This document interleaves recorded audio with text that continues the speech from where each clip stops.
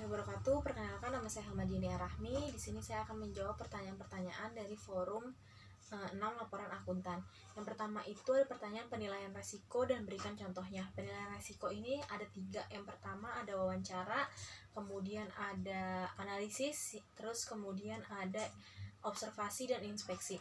Wawancara merupakan cara yang dilakukan oleh 2 orang atau lebih, yang mana salah satunya itu merupakan narasumber, akan memberikan sebuah pernyataan atas hal-hal yang diberikan oleh penanyanya.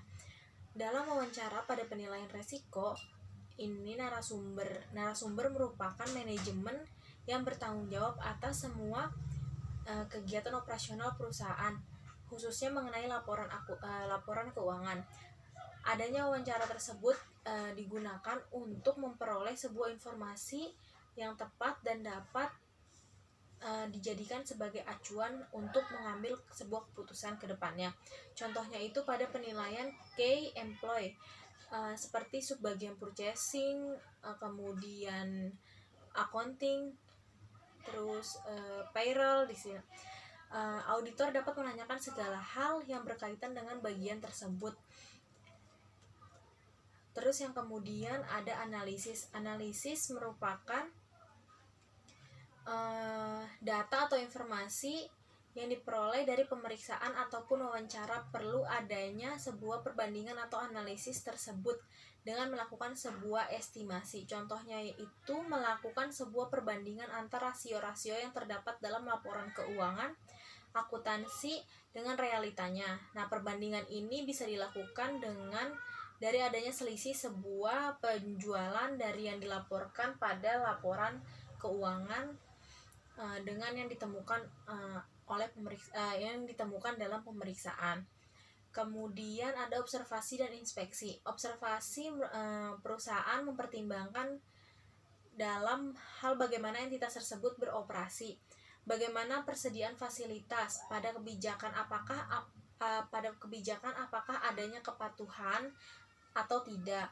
Serta dalam inspeksi, perusahaan mempertimbangkan untuk melakukan pemeriksaan dokumen perusahaan seperti pada proposal, rencana bisnis, dan pembentukan usaha.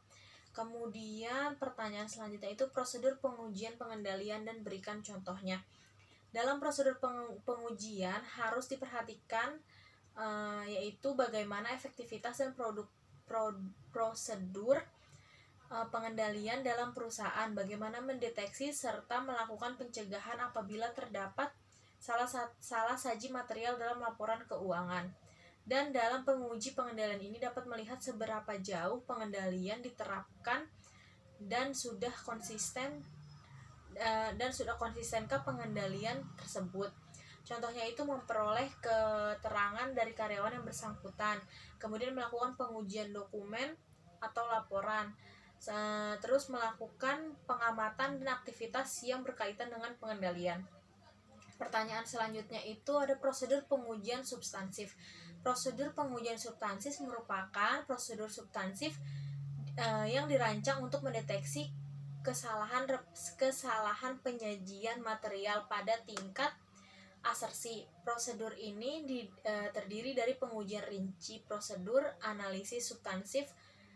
Perancangan prosedur substansif mencakup mengidentifikasi kondisi yang relevan dengan tujuan pengujian yang dapat mendeteksi kesalahan penyajian pada tingkat asersi yang relevan. Contohnya itu dengan melakukan sebuah pengujian untuk menentukan apakah sebuah transaksi sudah dicatat dengan benar, telah sesuai dengan periode laporan, telah sesuai dengan neraca, dan apabila semua transaksi telah dicatat dengan benar, maka auditor bisa mengambil keputusan mengenai kebenaran jumlah yang terdapat dalam hasil pemeriksaan.